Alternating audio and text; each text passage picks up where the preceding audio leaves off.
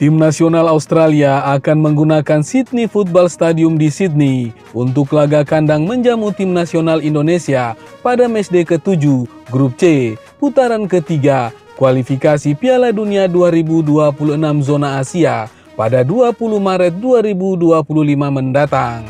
Stadion ini bisa menampung penonton hingga 45.000 orang.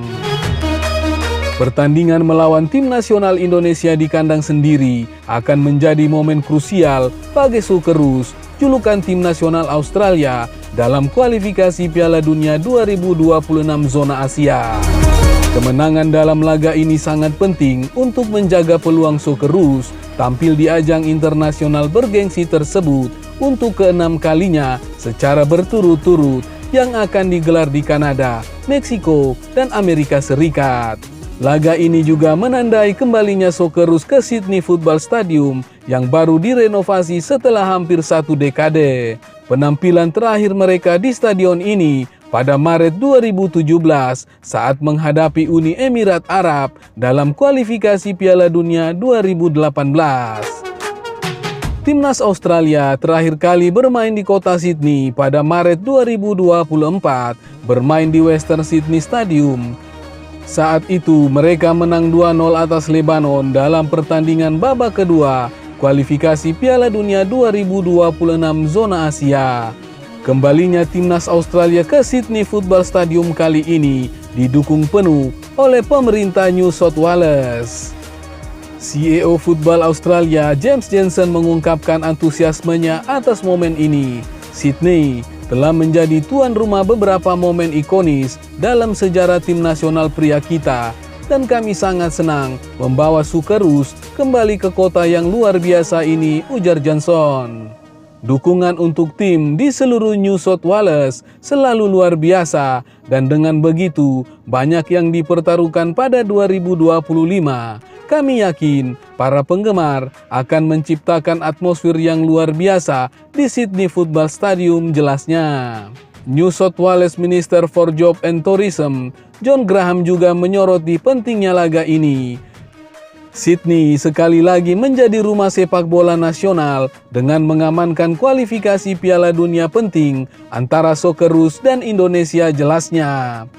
Dia melanjutkan, acara spesial ini memberikan kesempatan bagi penggemar lokal dan luar kota untuk menyaksikan para pahlawan sepak bola nasional Australia dalam atmosfer yang penuh semangat. Pertandingan ini juga menjadi momen spesial bagi beberapa pemain, seperti Mitchell Duke asal FC Masida Zelvia, Lewis Miller dari Hibernian FC, dan Matt Ryan asal AS Roma yang semuanya memulai karir junior mereka di Sydney. Pelatih tim nasional Australia mengungkapkan kebanggaannya untuk kembali ke Sydney dalam laga pertamanya sebagai pelatih tim nasional Australia. Merupakan kehormatan bagi saya untuk kembali ke kota tempat saya tumbuh dan memulai perjalanan sepak bola saya sebagai pelatih kepala. Ini adalah momen spesial bagi keluarga dan teman-teman dekat saya yang telah berperan penting dalam karir saya, kata Popovic. Kami telah membuat kemajuan besar sebagai tim dalam beberapa bulan terakhir, dan saya berharap dapat melanjutkan fondasi tersebut pada 2025, tambahnya. Di laman resmi Socceroos disebutkan bahwa tiket pre-sale akan dijual pada Kamis 12 Desember 2024. Tiket paling murah untuk anak-anak sebesar $16 Australia atau sekitar Rp162.000. Sedangkan tiket paling mahal untuk keluarga adalah $89 Australia atau sekitar Rp903.000. Tiket presale akan dijual pada Kamis 12 Desember 2024 pukul 10.00 waktu setempat dan penjualan secara umum pada Jumat 13 Desember 2024 pukul 16.00 waktu setempat. Sementara itu, Footy Ranking memprediksi peluang timnas Indonesia lolos ke babak keempat kualifikasi Piala Dunia 2026 cuma 16% saja. Menurut akun yang kerap membahas ranking FIFA tersebut, kemungkinan besar skuad Garuda akan finish di peringkat kelima atau keenam pada grup C. Seperti yang diketahui saat ini, timnas Indonesia tengah berjuang di grup C babak ketiga kualifikasi Piala Dunia 2026 zona Asia. Garuda tergabung dengan tim-tim kuat di grup C seperti Jepang, Australia, Arab Saudi, Cina, dan Bahrain. Untuk bisa lolos langsung ke Piala Dunia 2026, maka timnas Indonesia harus finish di posisi 2 besar.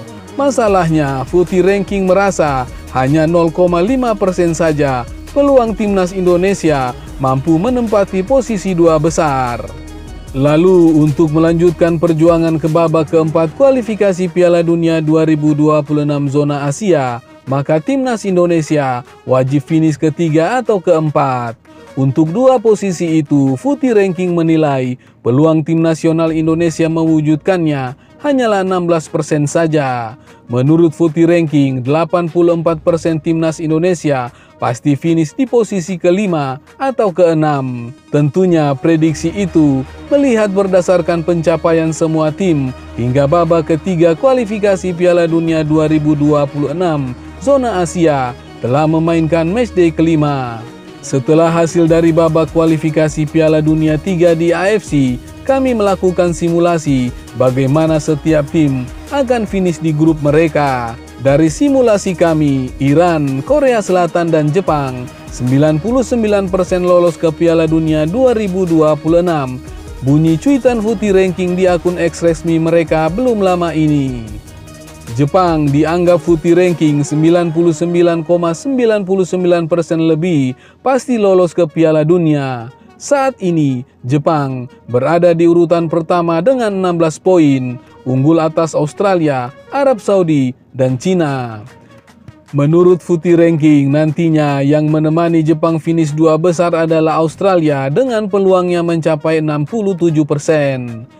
Sementara Arab Saudi 65% dianggap finish ketiga atau keempat sebab peluang Green Falcon, julukan tim nasional Arab Saudi, untuk berada di 2 besar hanyalah 23%.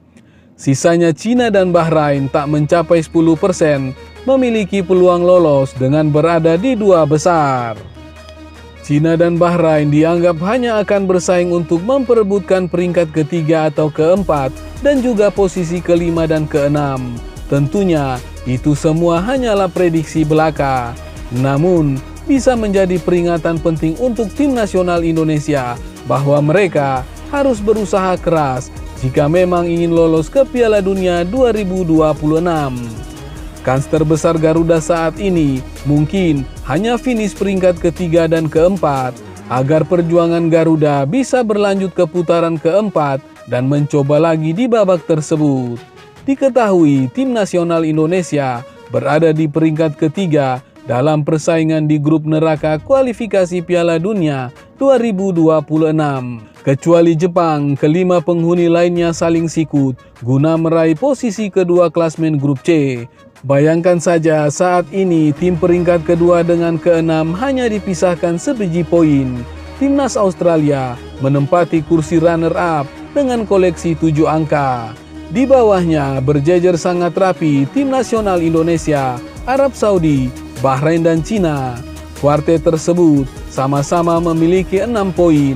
Penentuan urutannya hanya dibedakan jumlah gol maupun selisih gol keseluruhan. Indonesia mencetak 6 gol, berhak menduduki peringkat ketiga karena memiliki total gol memasukkan yang lebih baik dari Arab Saudi. Jumlah gol yang dicetak sebuah tim menjadi faktor penentu peringkat berikutnya jika poin dan selisih golnya seimbang.